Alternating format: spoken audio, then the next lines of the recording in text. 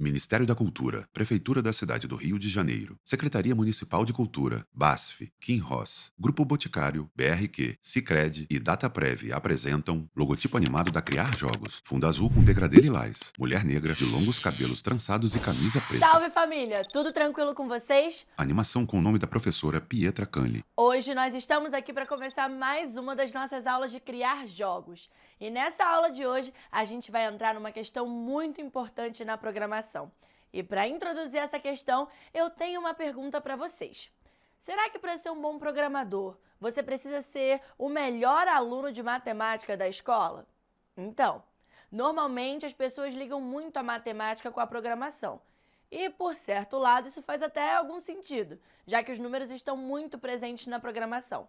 Porém, as pessoas também estão acostumadas com uma matemática que é ensinada na escola. E, normalmente, como ela é ensinada, não nos ajuda muito no nosso dia a dia, porque sempre que a gente vê um amontoado de números, a gente sempre procura uma fórmula mirabolante para resolver isso. Talvez uma regra de 3 ou algum macete que o professor ensinou. A questão que eu quero trabalhar com vocês hoje pode ser de uma boa importância para a vida de vocês. E é bom a gente se deparar com ela sem muito medo. Até porque ela vai estar muito ligada à matemática. E agora, sem mais enrolação, o que a gente vai trabalhar é a importância e utilidade da matemática na programação. Aula 6, Matemática Básica. E como ela pode ajudar a gente a entender certas coisas e ser utilizada da maneira certa. A gente vai ver primeiramente como se aplica algumas funções que nós já ouvimos falar.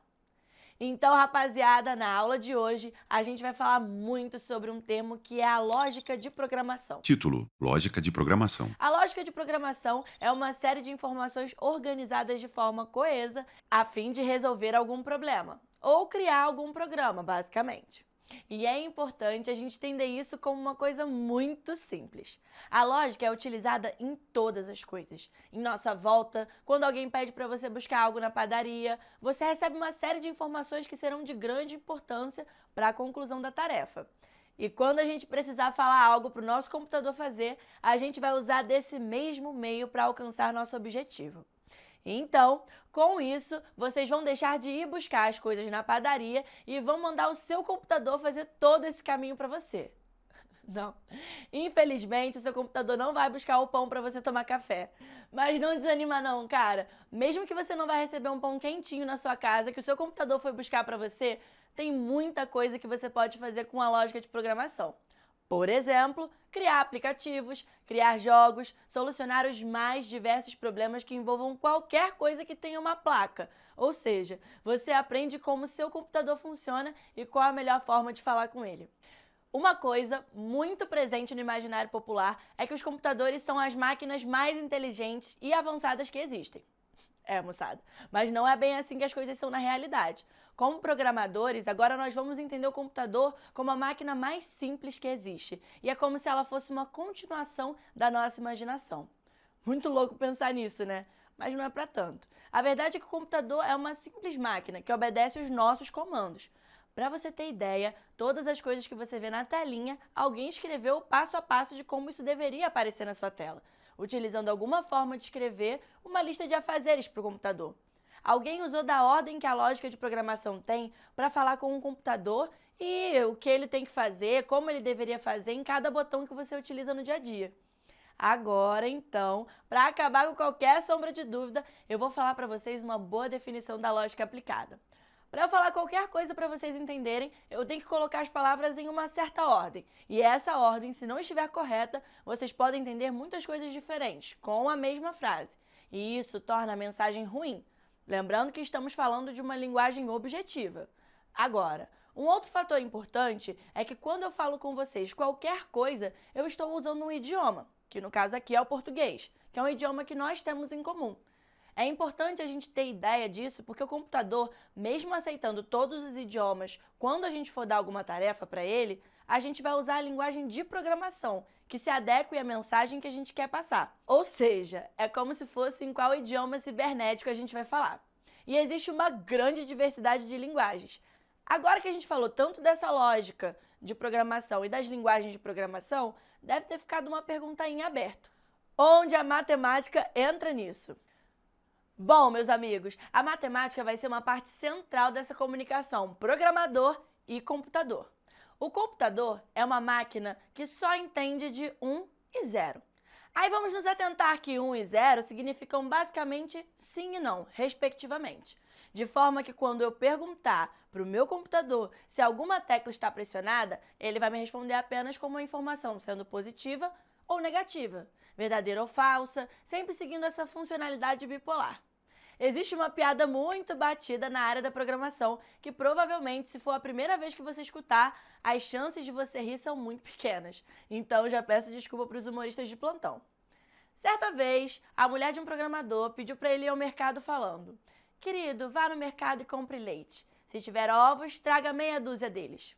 Nisso, o nosso protagonista vai ao mercado e faz as compras. Quando chega em casa, sua mulher se depara com as compras e vê que havia ocorrido algum mal-entendido, pois haviam com seu marido meia dúzia de caixas de leite. Quando a esposa fala, traga 2 litros de leite, ela insere uma ordem. E depois, quando ela fala, se houver ovos, ela adiciona uma condição para a compra do leite. Ou seja, a partir do momento em que tiver ovos, o programador não levará mais 2 caixas de leite, e sim meia dúzia. Essa forma que o programador pensa é chamado de pensamento algorítmico, que é a forma de pensar que define uma série de etapas ordenadas, que podem te ajudar a resolver alguma questão, seja ela do seu dia a dia ou do seu trabalho de programador.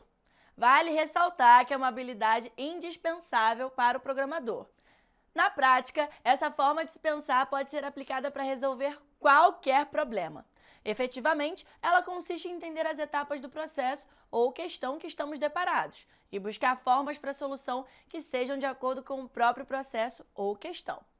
Para ficar mais fácil, aqui vai mais um exemplo. Quando estamos lavando louça, normalmente a gente faz tudo muito no automático, mas existe uma série de ações que executamos, tipo pegar a esponja, ligar a torneira, passar sabão na esponja, molhar a esponja, pegar um prato, molhar o prato e por assim vai. Essa sequência de ações tem uma lógica por trás dela, e a gente só entende isso porque o pensamento algorítmico, mesmo que tenha esse nome tão amedrontador, é uma coisa que nós utilizamos muito para resolver situações e executar tarefas. Pensamento algorítmico. Agora que vimos que a gente já tem essa skill tão importante, o que a gente precisa fazer é utilizar ela para treinar ao máximo. E para fazer isso, a gente pode usar a própria matemática que a gente estava falando mais cedo. Ela não é esse monstro todo que a gente imagina. A partir do pensamento algorítmico, a gente pode tentar entender o funcionamento de cada fórmula. E aí sim, a gente tenta aplicar ela em alguma coisa. E eu já adianto que a gente nem vai precisar de continha, muito menos de macete. Vocês lembram do plano cartesiano? Na escola, ele estava muito associado a algumas parábolas e a equações. Mas eu sinceramente não acho que esses números me ajudaram a entender o funcionamento. Sorte de vocês que já criaram uma forma de explicar isso em sala de aula. Como a gente pode ver o plano cartesiano aqui, ele tem várias repartições. Imagem do plano cartesiano é um esquema reticulado necessário para especificar pontos em um determinado espaço com dimensões. Temos 2 setas representando 2 eixos, x e y. No meio do cruzamento, temos o número 0. Para cima e para a direita, temos 5 marcações. Para baixo e para a esquerda, também temos 5 marcações, porém negativas. E tem essa cruz no meio. Essas separações que tem aqui são como se fossem as coordenadas do jogo de batalha naval. Como esse é das antigas, eu não sei se vocês vão saber. Mas como aqui a produção é de ponta, temos uma imagem diretamente dos museus dos jogos de tabuleiro. Foto de um jogo de batalha naval. Em um papel temos as grelhas que são tipicamente quadradas, estando identificadas na horizontal por números e na vertical por letras. Nesse jogo aqui, por meio das coordenadas, a gente tenta acertar os barcos dos oponentes. No plano cartesiano, a gente tem alguns valores que vão definir essas coordenadas. E aqui a gente vai encontrar aquelas letras que dão medo, x e y. O x vai estar sinalizando os quadrados dispostos na horizontal. Ou seja, para se movimentar no plano cartesiano para os lados, nós iremos usar os valores de x, sendo assim x1, o primeiro quadrado desde o ponto 0 de nossa cruz, que é representado pelo meio da cruz, que anda para a direita e como o plano tem os valores positivos e negativos, x menos 1. Seria o quadrado que andaríamos para a esquerda. Da mesma forma que o valor de y no plano vai indicar para a gente a direção superior ou inferior do plano, obedecendo a mesma regra. Quanto aos valores negativos, positivo para cima, negativo para baixo, ou seja, cima e baixo. Isso é importante porque aqui a gente já vê com maior clareza a utilidade do plano cartesiano e como funcionam os seus valores. Como eu disse, a funcionalidade dessas coisas matemáticas vão ser muito aplicadas na programação. Porém, não é necessário você resolver uma equação para isso. Essa parte de cálculos e números a gente já vai deixar para o computador. Mas, para a gente falar o que o computador vai fazer, independente da linguagem de programação, é necessário que a gente também conheça o funcionamento dessas fórmulas e sistemas. Pois quando a gente pedir para um personagem se deslocar de um canto a outro da tela, o nosso computador estará vendo as informações integralmente por cálculos matemáticos. E o plano cartesiano vai ser o que ele vai usar para assumir o que é lado direito ou esquerdo, e também onde está em cima ou embaixo. Uma outra aplicação que esse plano cartesiano pode ter na construção de jogos é quando a gente pensa em um mapa de um mundo aberto. Um jogo que tem um formato de mundo que pode nos ajudar a idealizar isso é o famoso The Legend of Zelda, A Link to the Past, 1991. O mapa desse jogo tem um pixel art que traz muito aquele conceito bem retrô dos jogos antigos, e é muito bonito e agradável aos olhos. Mas como aqui a gente está falando de programação, vamos pensar como foi arquitetado o programa desse jogo.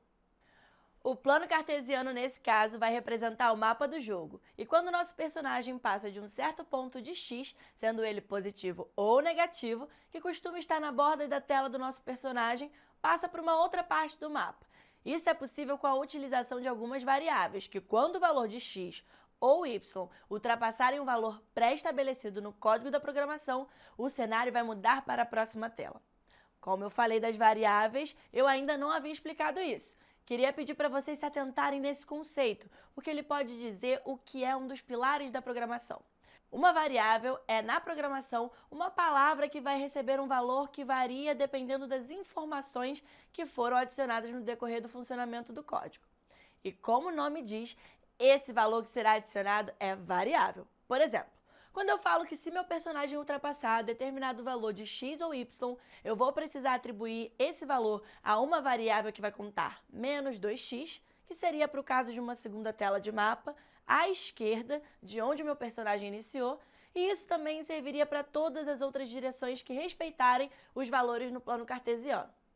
Acho que até aqui a nossa aula teve bastante informação importante, mas ainda tem uma coisa, mais especificamente um programa que eu gostaria de apresentar para vocês nesse nosso finalzinho.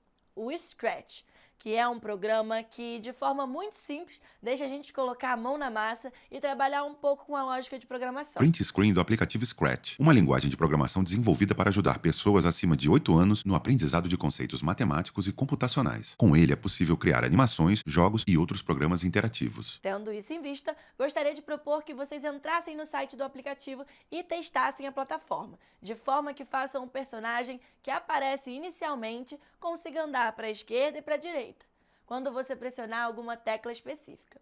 Pode ficar tranquilo que na próxima aula a gente vai se aprofundar um pouco mais no Scratch e todas as funções dele. Então, pessoal, é sempre uma honra estar aqui com vocês, contribuindo com o conhecimento que eu tenho.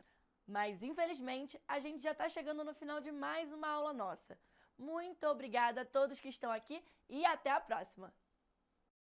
Lei de Incentivo à Cultura. Patrocínio: Prefeitura do Rio de Janeiro, BASF, Kim Ross, Grupo Boticário, BRQ, Sicredi, Dataprev. Realização: Burburinho Cultural, Ministério da Cultura, Governo Federal.